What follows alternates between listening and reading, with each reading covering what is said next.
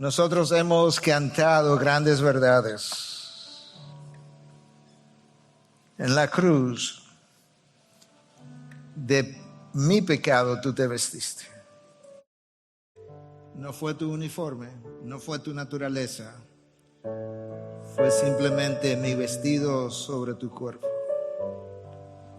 Gracias por tomar mi lugar. Gracias por lo que el viernes parecía como una pérdida total. El domingo, aquellos que vieron tu cuerpo resucitado pudieron pensar y declarar y creer que la victoria está en ti. Señor, hoy tu pueblo puede cantar a lo largo de toda la tierra, aleluya, Él ha resucitado, la tumba ha hablado, la tumba ha proclamado tu triunfo. Y el triunfo es nuestro en ti, oh Dios. Padre, gracias porque nosotros somos tan bendecidos de tantas maneras. Pero nuestra mayor bendición, nuestra mayor recompensa es Jesús mismo, nuestro Dios y Salvador. A quien serviremos, a quien veremos, con quien estaremos, quien nos libertó. Señor, ayúdanos a vivir la libertad que tú compraste, pero ayúdanos a vivirla en gloria para ti. Ayúdanos a pensar, mientras estamos en esta tierra, para dónde vamos. Ayúdanos a pensar lo que costó poder, por así decirlo, tener un ticket de entrada a tu presencia. La sangre, la vida, el sacrificio, la muerte, el dolor de tu Hijo Jesús. Gracias por hacer cosas que nosotros ni siquiera entendemos bien hoy. ¿Cómo es que un Dios, cómo es que el Dios pudo hacerse hombre y seguir siendo Dios? Ayúdanos en esta mañana a entender la singularidad de Jesús. Para gloria tuya, beneficio nuestro. En tu nombre oramos, Jesús. Y su pueblo dice, amén, amén. Sentarnos. Que Dios bendiga a su pueblo en esta mañana, día especial, aunque hemos celebrado la resurrección de Jesús por años. Yo creo que esto es algo que nosotros estaremos celebrando por el resto de la eternidad. Y ciertamente, como todos sabemos, a lo largo del globo terráqueo, los creyentes hemos estado, creyentes y no creyentes incluso, creyentes culturales, por así decirlo, hemos estado recordando a la vida, a la muerte y la resurrección de nuestro Dios. El viernes pasado era el día que tradicionalmente usamos para recordar su crucifixión a favor nuestro. Es un hecho como que de alguna manera tiende a mirar hacia atrás porque ha redimido, por medio de la cruz mi pasado fue redimido. Pero llega el domingo y un día como hoy estamos recordando la resurrección y ese hecho como que mira hacia el futuro porque la resurrección es lo que a mí me dice que mis promesas han sido garantizadas. Lo tradicional es que un día como hoy se predique acerca de la resurrección y lo hemos hecho por más de 20 años. Porque la resurrección es el hecho que lo cambió todo y lo sigue cambiando todo. Ese primer día de resurrección, las dudas fueron cambiadas en certidumbre. Y las preguntas en respuestas y el temor de qué pasó, dónde nos equivocamos en confianza y la desesperación de ¿y ahora qué? ¿Y ahora qué hacemos? Aquellos de nosotros que dejamos nuestras profesiones, ¿qué hacemos? Esa desesperación pasó a ser consuelo y aquello que quizás había sido visto como temporal, como lo ve el mundo, como lo ve el resto de la población, una vida temporal, comenzó a cobrar sentido de lo eterno y el dolor que los invadió el viernes en la mañana, comenzando con el apresamiento de Cristo y luego viendo los clavos y el cuerpo ensangrentado y el Señor en la cruz como alguien que había sido abandonado. Ese dolor se llenó de sentido y ese domingo la muerte murió, la muerte perdió su poder.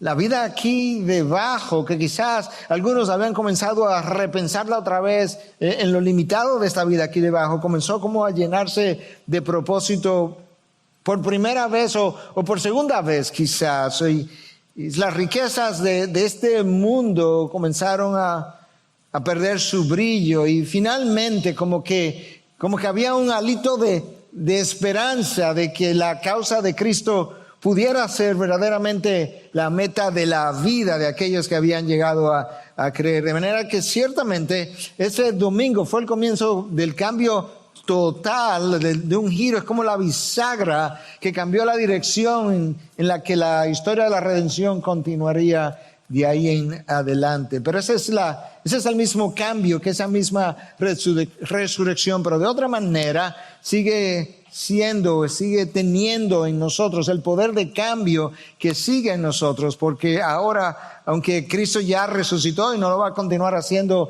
año tras año, el poder de la resurrección, el poder que lo levantó de entre los muertos está en nosotros, y es ese poder que a ti y a mí nos permite correr la carrera bien hasta el final. Ese es ese poder que nos permite a nosotros terminar la carrera, que nos permite reflejar la imagen de Cristo. Es el poder de la resurrección en nosotros que nos permite desplegar la gloria de ese Cristo en nuestras propias vidas. De manera que la resurrección es un hecho crucial, es la columna vertebral junto con la cruz de la fe cristiana. Le quita la cruz, le quita la resurrección, cualquiera de los dos, y la fe cristiana es no más. Sin embargo, en el día de hoy, en vez de hablar solamente de la resurrección, lo cual yo comencé a hacer ya, yo quisiera más bien hablarte de la singularidad del Cristo resucitado. Y para eso yo he titulado mi mensaje hoy, La gloria del Cristo incomparable. Como es incomparable, es singular. Porque no lo puedes comparar con ninguna otra persona, no lo puedes comparar con ningún otro personaje de la historia. La gloria, yo quiero hablar no solamente de Cristo, yo quiero hablar de la gloria de ese Cristo. Están íntimamente relacionadas, pero son dos cosas distintas. Porque una cosa es lo que Él es y otra cosa es lo que Él despliega. Y esa es la gloria que Él compartía con el Padre desde antes de la fundación del mundo. De hecho, eso es algo que Él mismo pide en oración en el aposento alto, ya al final, el día antes, la noche antes de su crucifixión. Él está ahí con sus discípulos orándole al Padre, y eso quedó registrado en el capítulo 17 de Juan. En el versículo 5, esta es la petición de Jesús. Y ahora glorifícame tú, Padre, junto a ti, con la gloria que tenía contigo antes de que el mundo existiera. Tú te percataste, ¿verdad? Jesús está aquí abajo. Él no ha dejado de ser Dios. Sin embargo, hay algo que Él dejó atrás. Hay algo que a Él le pertenecía y le pertenece, que Él había dejado temporalmente atrás. Le está diciendo, Padre, regrésame, devuélveme la gloria que yo compartía contigo. Eso que yo desplegaba, que aquí debajo lo dejé de desplegar porque vine como representante de los hombres, eso que yo desplegaba de manera natural continuamente junto a ti, permíteme ya volver a hacerlo una vez más.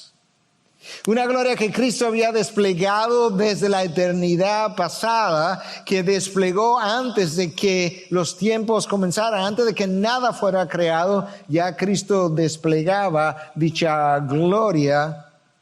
La gloria que en cierta manera Pedro, Juan, Jacobo vieron en el monte de la transfiguración. Y es por eso que Juan registra en su evangelio, y nosotros fuimos testigos y vimos su gloria. Ellos vieron en buen dominicano un cachito de la gloria de Cristo ese día, de algo que Él reflejó. Y de eso es que Cristo le está hablando a su Padre. Yo quiero volver allí.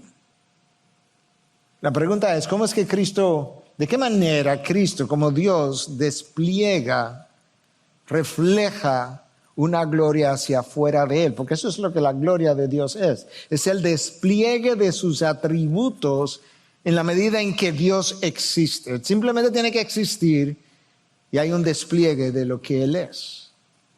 ¿De qué manera Él hizo eso desde antes de la fundación del mundo?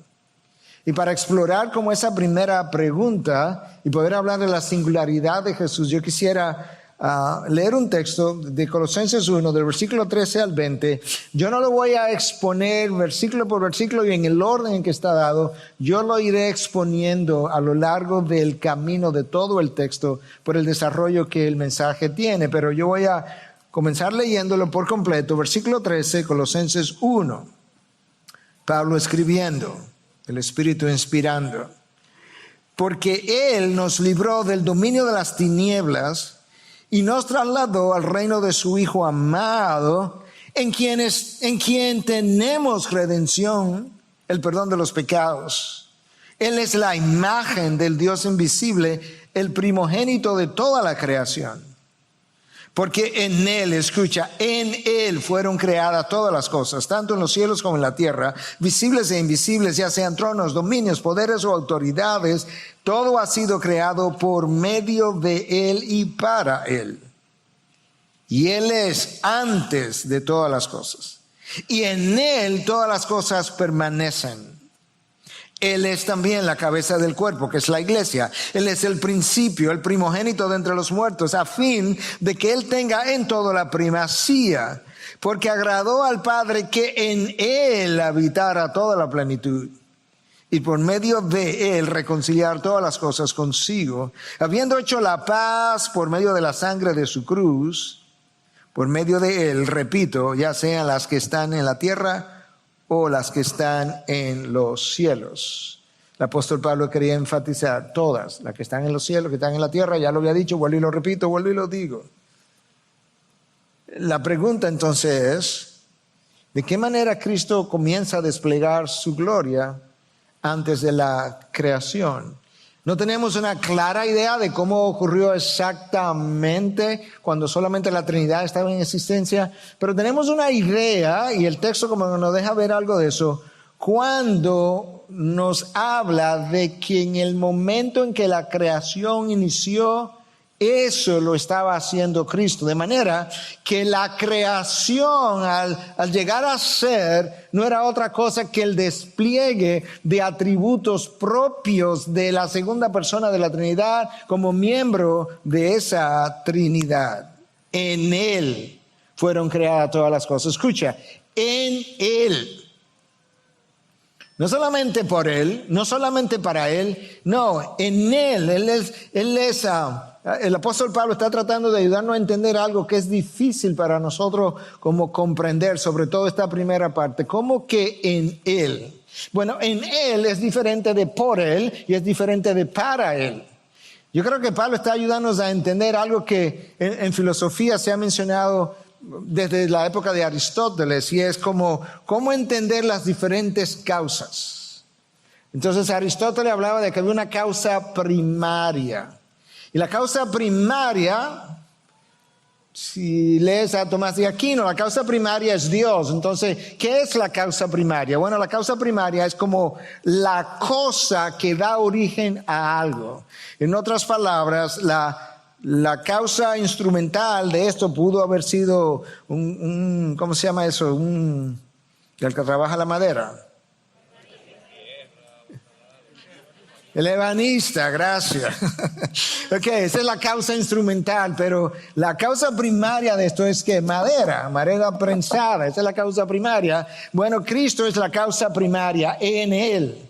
Pero el apóstol Pablo está ayudándome a entender también, no solamente la causa primaria, Él es la causa instrumental. ¿Por qué? Porque el universo se llegó a crear por medio de Él, pero hay algo más. No solamente que se creó en Él y por medio de Él, Él es la causa final, el propósito final. El propósito final de esto es un pastor que lo va a usar en la predicación de este púlpito. El propósito final de la creación es Cristo, porque la creación es para Él, es en Él, es por medio de Él y es para Él. Tú puedes ver como Cristo es como todo en todo.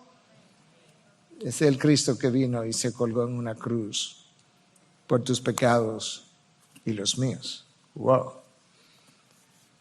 Juan entendió esto, porque Juan escribió en 1:3 y dice, todas las cosas fueron hechas por medio de Él, y sin Él, nada de lo que ha sido hecho fue hecho.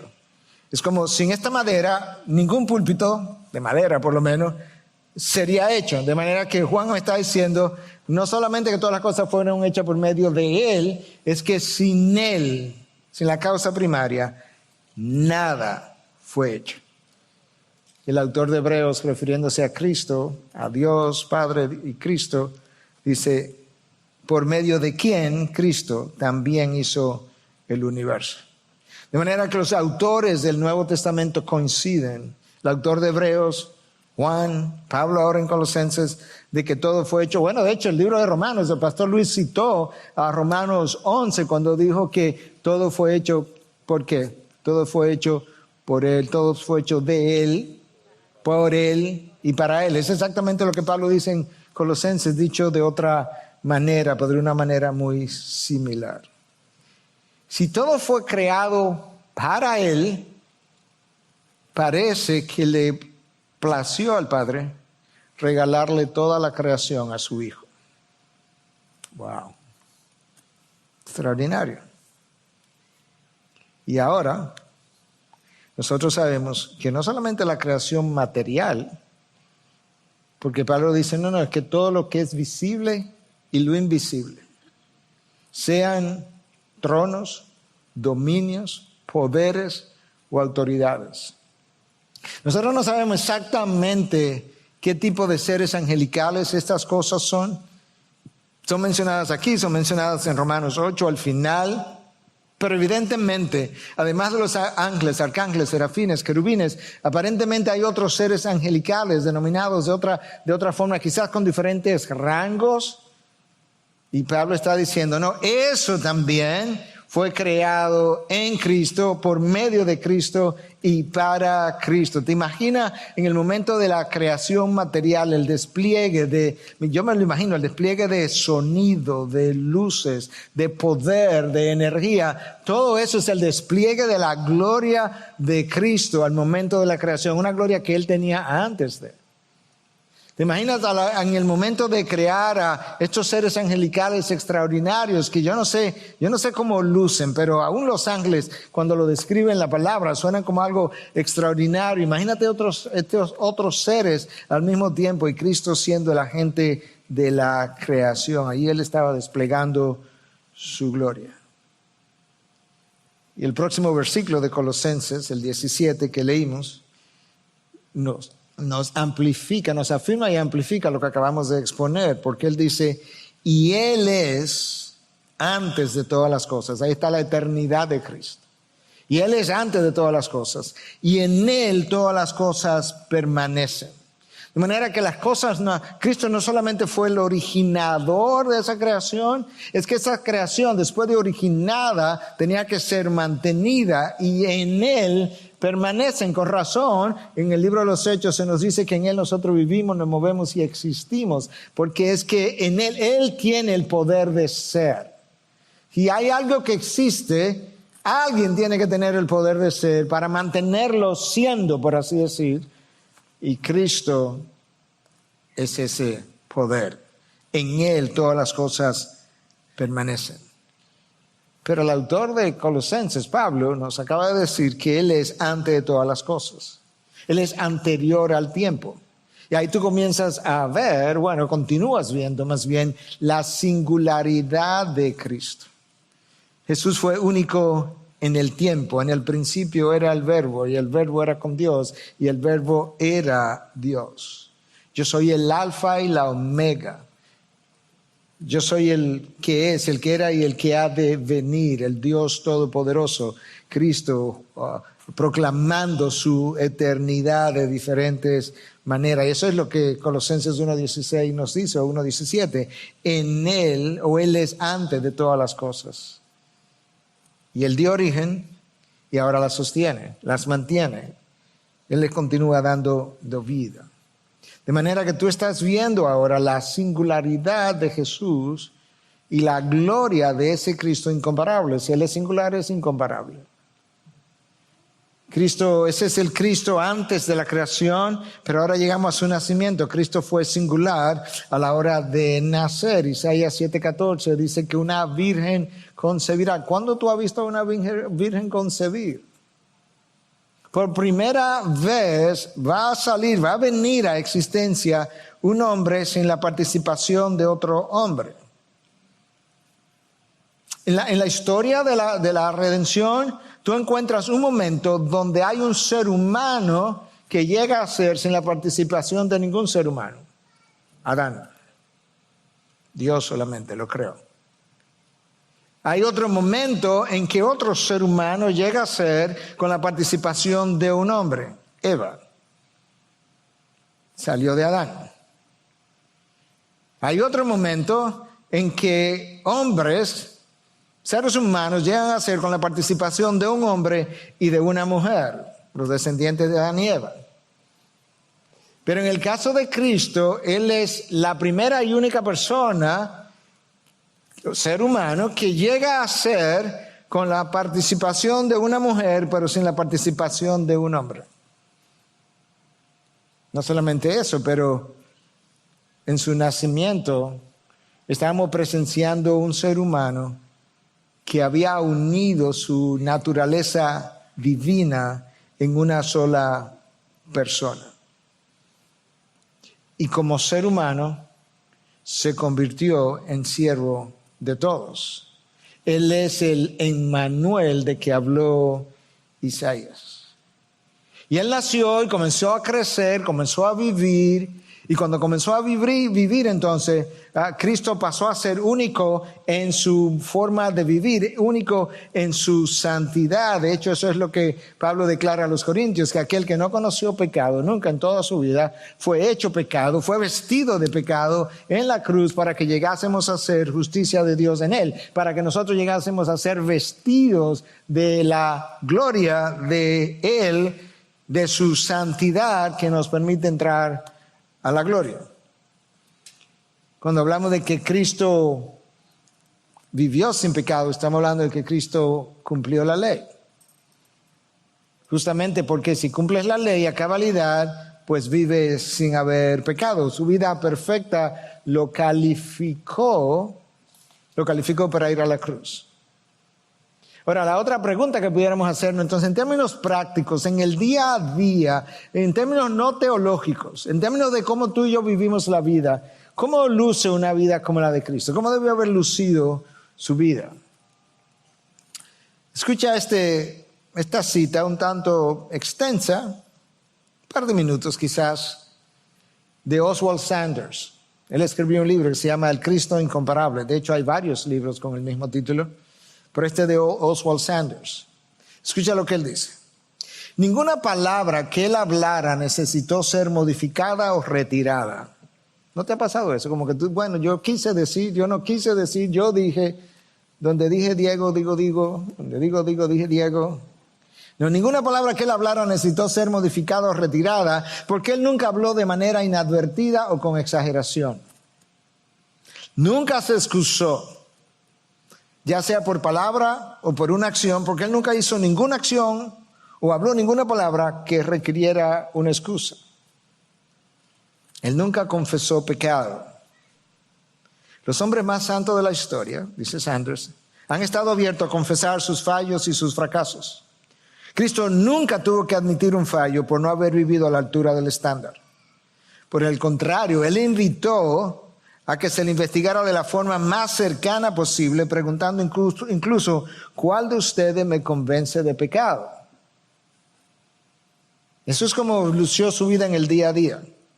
Su vida, dice Sanders, fue un libro abierto.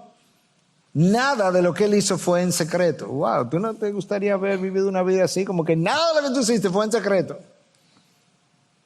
Esa es la razón por la que él se sorprende cuando lo van a apresar en el huerto de Getsemaní y viene esta gran cantidad de soldados y él dice, yo no entiendo, ustedes han venido como que vienen contra un ladrón, como que van a apresar a un ladrón como para asegurarse de que me iban a prender, me iban a arrestar. Entonces él agrega, Cada día me sentaba en el templo para enseñar y no me prendieron. En otras palabras, yo hablé en público, en el templo, lo que yo enseñaba en privado a mis discípulos. Yo no viví una cosa en privado y luego viví una cosa en público. No, lo que yo fui en un lugar, lo fui en el otro. Wow. Ninguna otra vida pudo haber sobrevivido a la crítica virulenta de sus enemigos, pero él terminó con una reputación intachable. La cita continúa. Él nunca pidió perdón. En ningún lugar se habla de que él sintió remordimiento o exhibió temor. Él enseñó a los discípulos a decir, perdónanos nuestras deudas, pero Cristo nunca pidió perdón porque él no tenía ninguna deuda ni moral ni espiritual que se le perdonara. Nunca buscó consejo de los hombres, ni de los hombres más sabios de sus días. Aún Moisés, aún Salomón necesitaron consultar, pero no Jesús. Y la cita termina. En él se combinaron la majestad y la humildad. Wow. La combinación de la majestad y la humildad. No importa cómo tú lo mires a Cristo, no importa cómo tú le des vueltas al personaje, él sigue siendo singular, él sigue siendo único, él sigue siendo incomparable.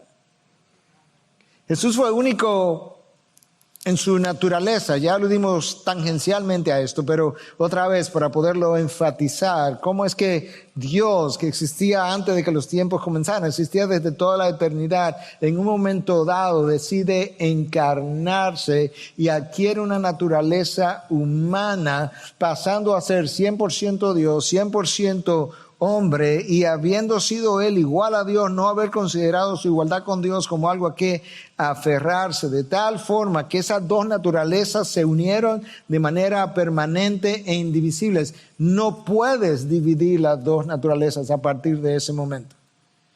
Y como declaró el concilio de Calcedonia, esas dos naturalezas se unieron sin confusión, o sea, quedaba claro cuál es una y cuál es la otra, sin cambio, de manera que ninguna de las dos experimentó ningún cambio como fruto de la unión, sin división y sin separación.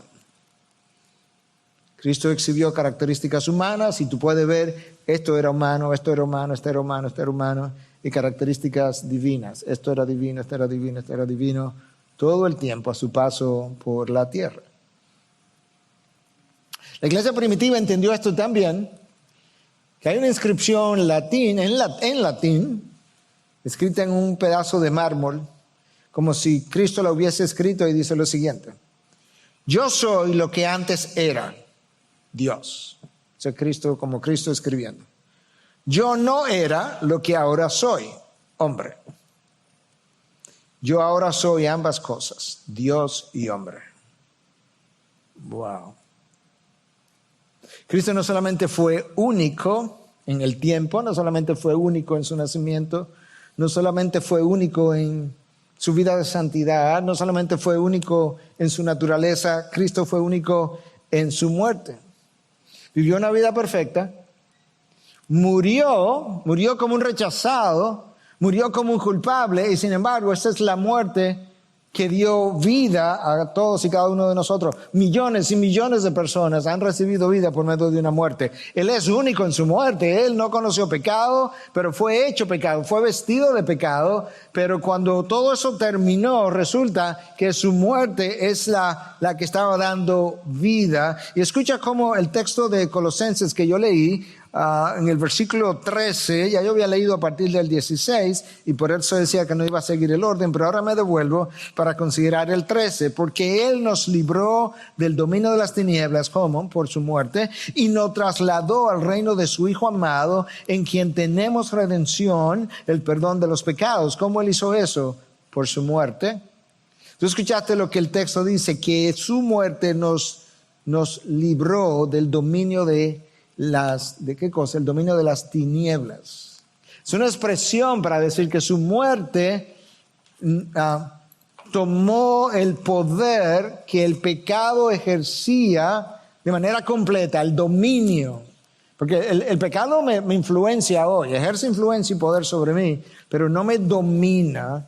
Pero hubo un momento en que nosotros estábamos dominados por el pecado, y su muerte, al perdonar nuestros pecados, nos liberó del dominio de las tinieblas, del dominio y la autoridad que el pecado ejercía sobre nosotros y nos tomó, nos sacó del reino de las tinieblas. Me encanta esta frase ahora. Y nos llevó al reino de su Hijo amado. ¿Tú notaste cuál es el nombre de ese reino? El reino del Hijo, el reino de los cielos, del cual habla Mateo a lo largo de todo su evangelio. Resulta que ahora es llamado el reino de su Hijo. Es como que Dios le dije, mira hijo, te regalo la creación y te regalo el reino también. Eso es amor incuestionable, eso es amor agape, eso es amor infinito. El mundo fue creado por Él. Él le dio vida a todo lo que existe. Luego Adán y Eva murieron y ahora de nuevo Él nos volvió a dar la vida porque en Él tenemos redención por el perdón de los pecados. Y cuando Cristo fue a la cruz, si hubo un momento de la vida de Cristo, una vez Él adquirió una naturaleza humana, donde Él desplegó gloria, fue en la cruz.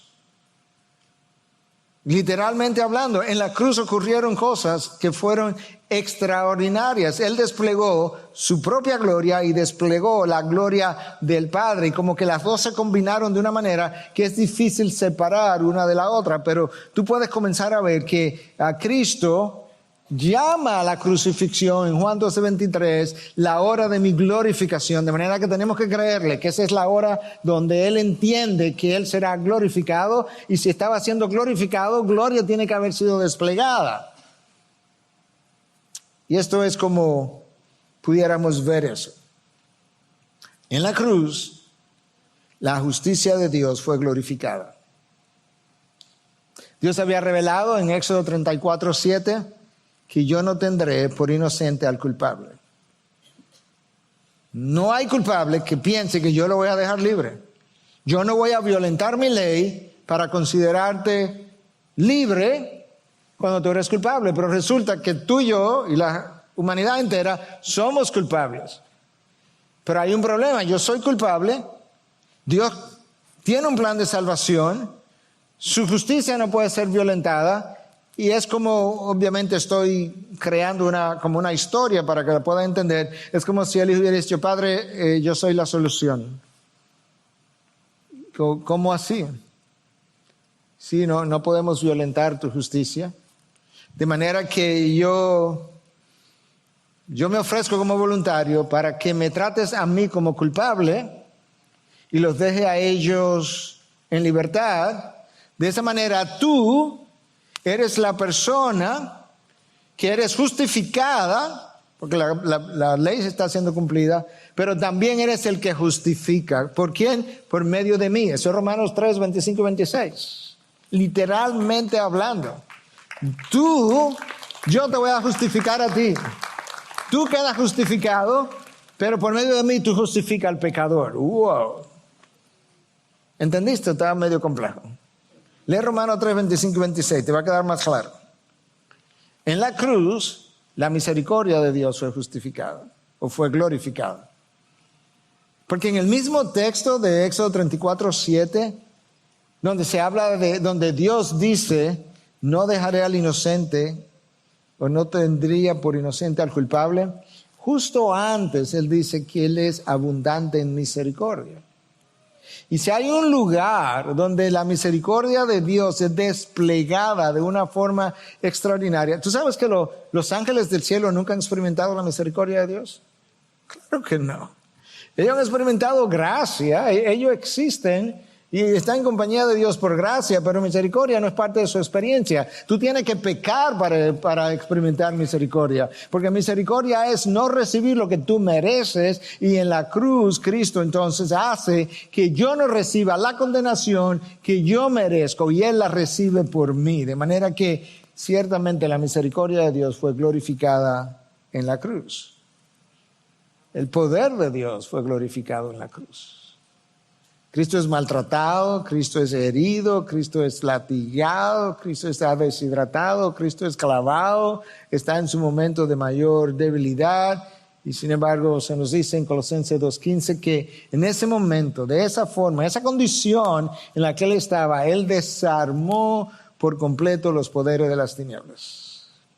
Y no solamente que lo desarmó, no solamente que le quitó el poder, lo quitó de una forma tan vergonzosa que el texto dice que hizo un espectáculo público de ellas. Quizá nosotros no lo pudimos ver o apreciar, pero los ángeles del cielo, a quien Dios le está enseñando cosas por medio de la iglesia, conforme a lo que Pablo nos dice en Efesios 2:10, vieron algo ese día, que fue un espectáculo público de la manera tan vergonzosa como Cristo lo desarmó. En la misma cruz, la santidad de Dios fue glorificada. ¿Cómo así?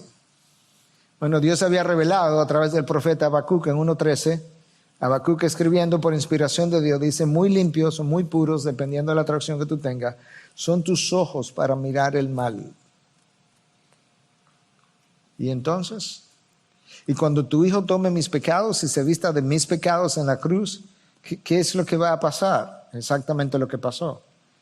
Que en su santidad Dios volteó el rostro, es una forma teológica de expresarlo, abandonó al Hijo en la cruz hasta el punto que el Hijo literalmente sintió lo que estaba pasando. Quizás los que estaban ahí debajo no lo hubiesen podido ver, quizás a nosotros nos resulta difícil verlo, pero el Hijo sintió lo que realmente pasó.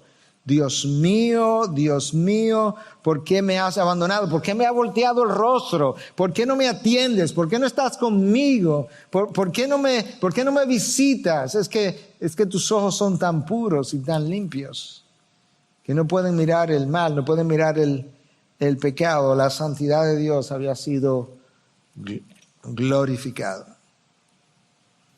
Tú puedes ver entonces el despliegue de gloria de Dios Padre, pero está ocurriendo por medio del Hijo.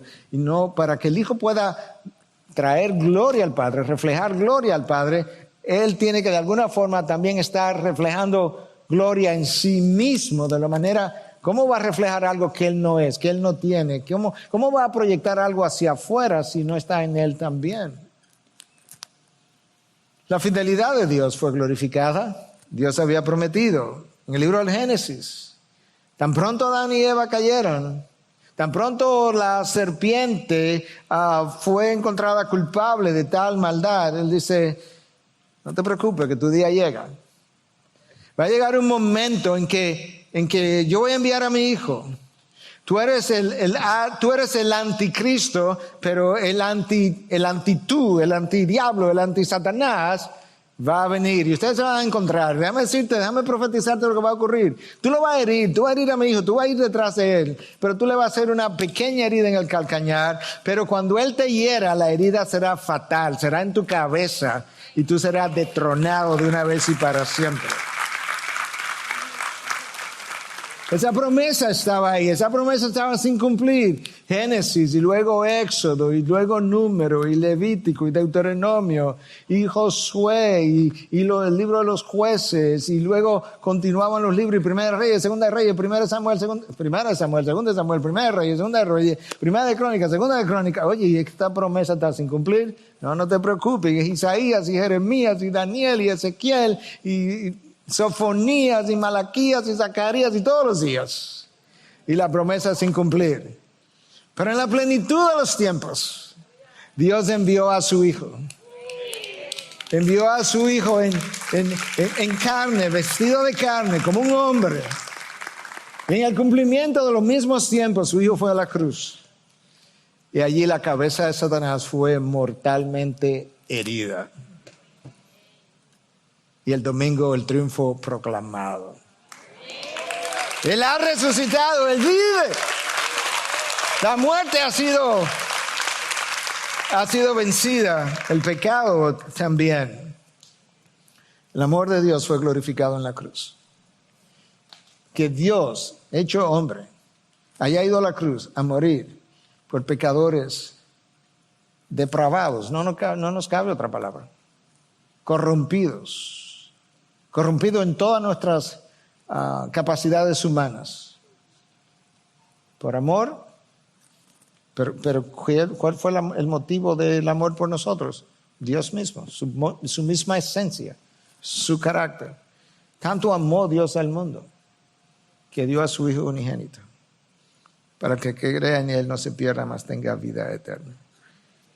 La cruz glorificó la bondad de Dios, que te lleva al arrepentimiento. Pero Jesús no fue solamente único en su muerte, Él fue único en su resurrección. ¿Cuál líder del mundo ha profetizado su muerte y resurrección y luego la haya cumplido? Nadie. Absolutamente nadie. Jesús se apareció, de acuerdo a lo que Pablo escribe a los Corintios, a más de 500 testigos. Y luego esa misma gente, algunos de los cuales ni siquiera habían creído originalmente, terminó muriendo por no negar una cosa que ellos habían visto, de lo cual habían sido testigos. Los hermanos de Jesús no creían en Jesús. Pensaban que había perdido la cabeza, que estaba decrépito. Vinieron para llevárselo un día. Él y los hermanos y su madre vinieron a buscarlo. Tomás no creía en Jesús. Pablo era perseguidor de la iglesia de Jesús. Tomás creyó, terminó de rodillas.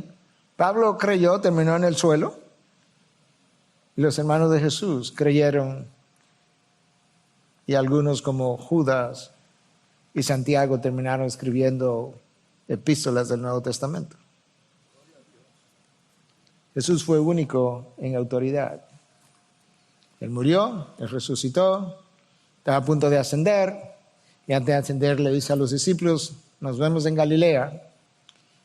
Allá se encuentran, y ahí en ese monte en el que se encontraron, Jesús le dice, toda autoridad me ha sido dada en el cielo y en la tierra, por tanto, id y haced discípulos. Notate lo absoluto de eso, toda autoridad. Ya mi autoridad no va a estar limitada por mi encarnación. Ya mi autoridad no va a estar limitada por la representación del hombre a la que yo vine. Ya mi autoridad no está limitada por el tiempo y el espacio. No está limitada al planeta Tierra. No. Toda autoridad me ha sido dada en el cielo y en la tierra. El Padre me ha dado la creación, el Padre me ha dado toda autoridad, el Padre me ha dado el reino, el Padre me lo ha dado todo. De manera que basado en mi autoridad, vayan. No temáis. Cuando vayan por el camino a ser discípulos a naciones, a tierras extranjeras, no tienen que temer a los gobernantes, porque el único poder, la única autoridad que ellos pueden tener son la que yo les delegue, y se las voy a delegar para que lleven a cabo mis propósitos. Y eso es exactamente lo que Cristo le dice a Pilatos, cuando Pilato lo amenaza, le dice, tú no sabes que yo tengo el poder de liberarte o de dejarte preso. Y Cristo dice, ninguna autoridad tuviera si no te hubiese sido dada. Si tú supieras delante de quién tú estás. Yo simplemente estoy limitando mi autoridad para llevar a cabo los propósitos de Dios. Como toda autoridad me ha sido dada, y de manera que cuando vayas por el mundo, hay lugares peligrosos. Yo estaba leyendo esta semana un libro acerca de estas vidas extraordinarias que han vivido en lugares difíciles, y el libro se llama algo así como Caminando con Jesús en lugares difíciles. Yo estaba leyendo una historia, no te la voy a traer ahora, un tanto larga, pero es extremadamente poderosa, ocurrida en Rusia, y tú te quedas pensando, a la verdad que, como que, ¿dónde está? ¿De qué tamaño es mi fe al lado de estos gigantes de la fe desconocidos, casi anónimos? Pero si piensas en otros lugares donde hay terremotos frecuentes y amenazas de tsunamis y demás, Cristo está diciendo, y toda autoridad me ha sido dada, de manera que yo controlo la naturaleza. De hecho, antes de yo subir a los cielos, yo demostré que yo tengo control sobre la naturaleza. Yo hablo y los vientos se calman, yo hablo y el mar se duerme. De eso vamos a leer prontamente. Señor, porque hay una guerra espiritual, dice Pablo. No te preocupes, yo soy el capitán de los ejércitos de los cielos. Tú puedes ir, no tienes que temer a Satanás. Satanás es tu enemigo, pero es un enemigo derrotado. No hay nada que él pueda hacer. Yo he triunfado sobre él, lo he desarmado a él y todos sus secuaces.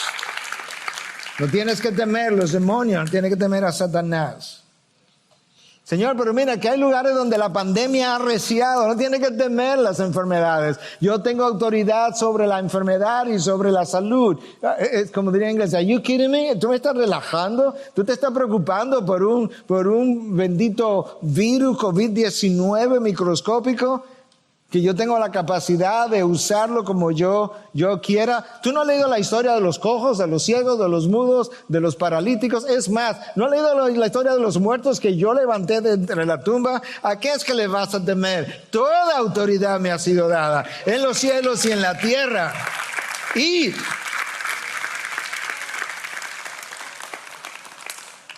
eso es lo que Cristo le dice al grupo de los 70 que envió en Mateos 10, que está registrado en Mateos 10. Le dice, cuando vayan por el camino, le dice incluso, no lleven nada, no lleven más que un par de sandalias. No.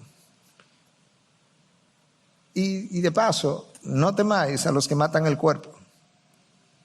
¿Cómo que no temáis a los que matan el cuerpo? Por aquí anda un faraón, un Herodes, bueno, ya no faraón, pero hay un César, un Pilato, un Herodes. No temáis a los que matan el cuerpo, pero no pueden matar el alma. Más bien temed a aquel que puede hacer perecer tanto el alma como el cuerpo en el infierno.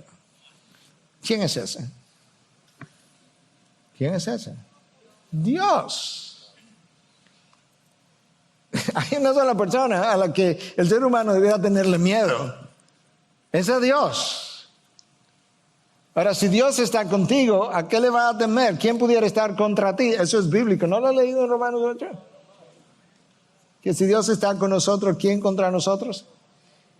Ahora, si Dios no está contigo, ¿quién por ti? ¿Quién puede estar por ti? Y eso es lo que Cristo le está diciendo a esto que Él está enviando. Él tiene autoridad sobre todo y sobre todos. No tiene nada que temer. El Padre lo envió con autoridad, con tanta autoridad, que oye lo que Cristo dice en esa oración final registrada en el aposento alto, que el Padre lo envió a Él con autoridad para dar vida eterna a todos los que tú le has dado.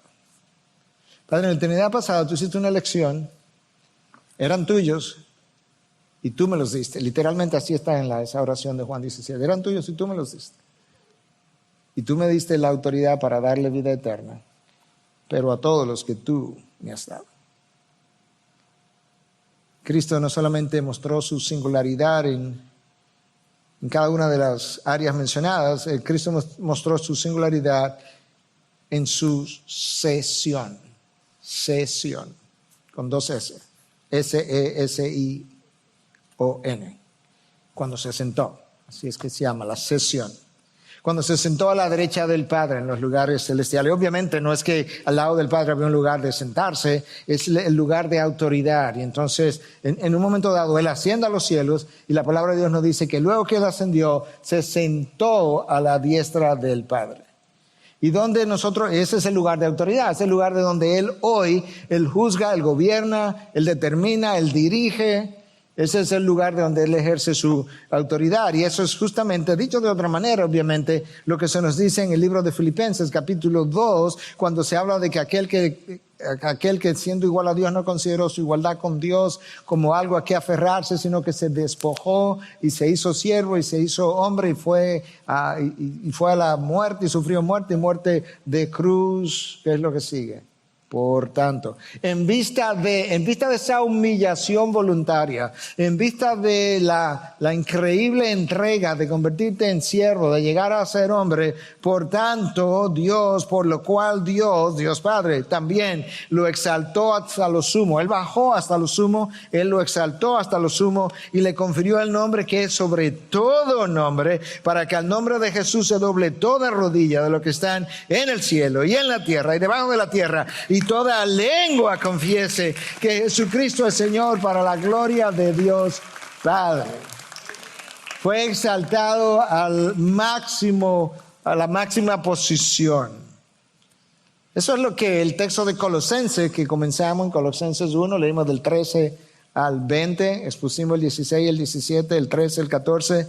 En el 15 se nos dice, Él es la imagen del Dios invisible, el primogénito de la creación. La palabra ahí primogénito es prototokos en el griego.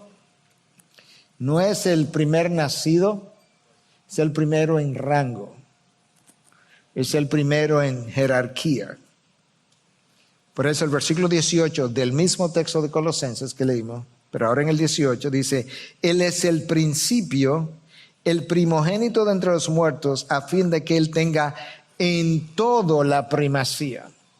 ¿Cómo que Él tenga en todo la primacía? Sí, que Él tenga el primer lugar, la mayor gloria, la máxima autoridad, la completa adoración, la hermosura inigualable, el máximo reconocimiento y la obediencia incuestionable. Por eso Él fue exaltado hasta lo sumo.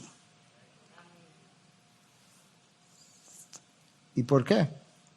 Versículo 19 de Colosenses 1 que leímos.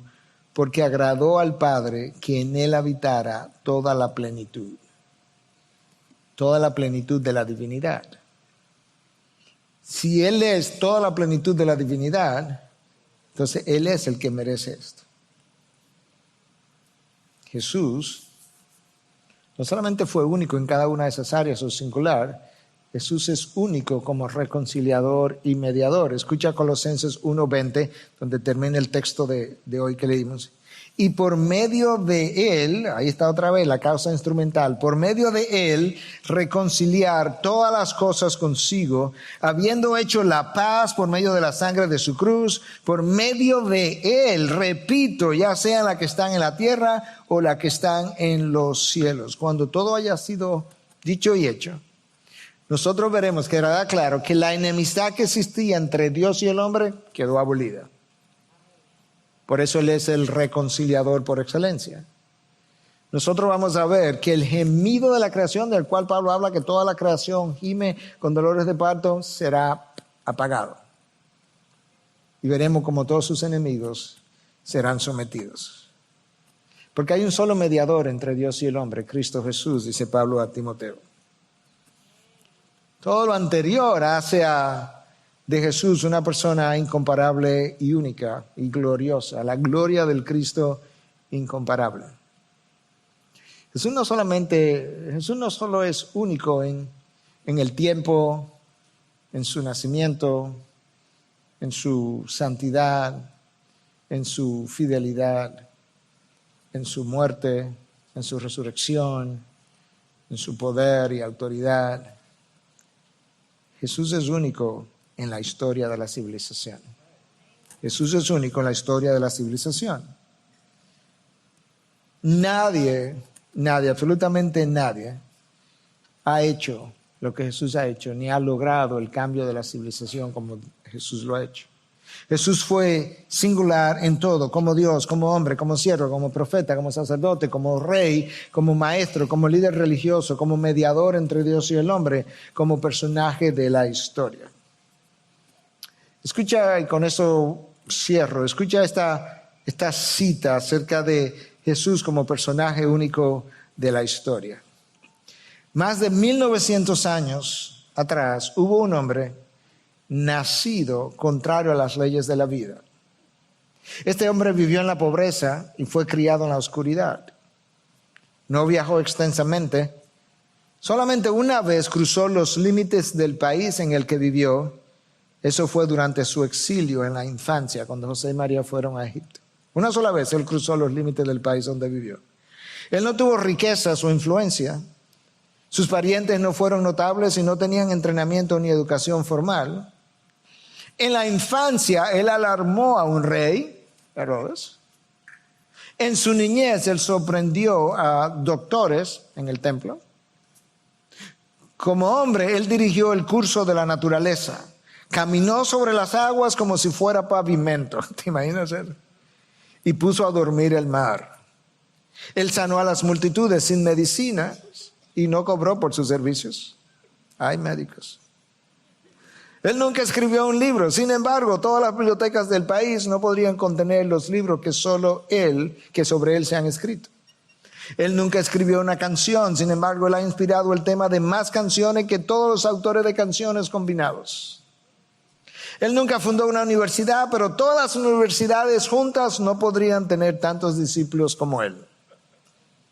Él nunca dirigió una armada, ni reclutó a un soldado, ni disparó una pistola. Y sin embargo, ningún líder tuvo más voluntarios quienes lograron, bajo sus órdenes, que la mayor cantidad de rebeldes abandonaran armas y se rindieran sin que un solo tiro fuera disparado. Él nunca estudió medicina y sin embargo, él sanó más corazones enfermos que todos los doctores del mundo. Cada 7 días las ruedas del comercio cesan de girar y las multitudes emprenden su camino a los servicios de adoración a darle honor y gloria. Los nombres del pasado, orgullosos hombres de Estado de Grecia y Roma, vinieron y se fueron. Los nombres de científicos, filósofos y teólogos han venido y se han ido, pero el nombre de este hombre se propaga más y más.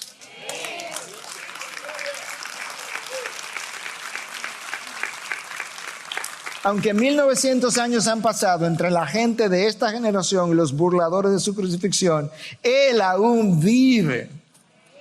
Herodes no lo pudo destruir y la tumba no lo pudo retener. Él se levanta en el pináculo más alto de la gloria celestial, proclamado por Dios, reconocido por los ángeles, adorado por los santos, temido por los demonios, como el Cristo resucitado, nuestro Señor y Salvador. Amén, amén, amén. Ciertamente Él ha resucitado, Él ha triunfado. ¿Él vive o no vive? Él vive, Él gobierna, Él juzga y sobre todo, Él vuelve. Oh sí, Él vuelve, Él volverá. Él es el que era, el que es, el que ha de venir. Él es el que ha prometido, Él es el que ha de cumplir. Él vuelve por los suyos, vuelve por su iglesia. Él volverá, tú puedes contar con eso. Tú puedes esperar, tú puedes dormir con los ojos abiertos, porque habrá un día que al sonar de la trompeta los muertos en Cristo se levantarán y Cristo vendrá acompañado de los ejércitos celestiales y en su muslo habrá un nombre tatuado, ¿verdad? En cierta manera, simbólicamente hablando, el Verbo de Dios, el Rey de Reyes, Señor de Señores. Él es singular en toda la historia. Él es singular en toda la creación. Él es tu Cristo, Él es tu Señor, Él es tu Salvador. Pero ¿sabes qué también? Él es tu hermano y tú eres su coheredero.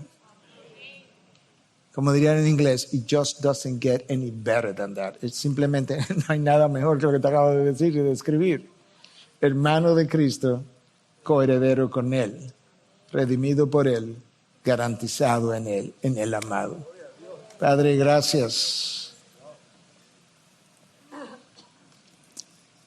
Señor, qué padre y qué hijo tú nos has dado. ¿Qué padre daría a su hijo por hombres pecadores? ¿Qué hijo se entregaría, daría su vida para ser tan maltratada por los mismos pecadores? Señor, en este lugar hay, lo único que habemos aquí en este lugar somos hombres pecadores, unos perdonados y otros por perdonar. Si el Señor te trajo aquí esta mañana para que escuchara un mensaje acerca de tu Salvador y aún no tienes salvación, recuerda que todo esto que nosotros celebramos toda esta semana está relacionada a un Dios que se hizo hombre, vivió una vida perfecta para cumplir la ley, murió una muerte perfecta, derramó sangre sin pecado para el perdón de los tuyos. Donde tú estás, tú puedes simplemente decirle: Señor, gracias. Yo sé que yo soy un hombre pecador, una mujer pecadora. Yo sé que estoy en necesidad de tu perdón. Perdóname. Perdóname porque nadie más lo puede hacer. Y tú me has abierto los ojos hoy y no quiero seguir en dirección a la condenación donde yo iba. Ahora cambia mi rumbo y llévame camino a la salvación. Te entrego mi vida, confieso que tú eres mi Salvador, mi Señor, y te pido que me ayude a caminar contigo de aquí en adelante para honrar tu nombre. el resto de nosotros, quizás podamos recordar otra vez esta frase que recordamos el miércoles. Dado el sacrificio de Cristo del cual estuvimos hablando hoy, la manera como lo hizo, no hay nada que tú me puedas pedir que para mí sea un sacrificio. De manera que ayúdanos, Dios, a que este día de resurrección, en medio y quizás en tu misericordia, hacia el final de una pandemia, represente un antes y un después. Ayúdanos a vivir de otra manera, de una manera más gloriosa, que te traiga a ti mayor gloria. Y gracias porque tú has cumplido todas las promesas que hasta el día de hoy estaban como pendiente. Hay una más, hay muchas más, pero hay una en particular que tú hiciste que hoy quisiéramos verla y saludarla desde lejos. Y es que tú volverás. Gracias, porque el mismo que era es el mismo que es y el mismo que vendrá. Bendito sea tu nombre en Cristo Jesús. Amén. Amén. Gracias por acceder a este recurso. Espero que haya sido de gran bendición para tu vida. Te sugiero que te suscribas a este canal de forma que tú puedas recibir notificación la próxima vez que hayamos subido un nuevo recurso que pueda servirte de instrucción y bendición.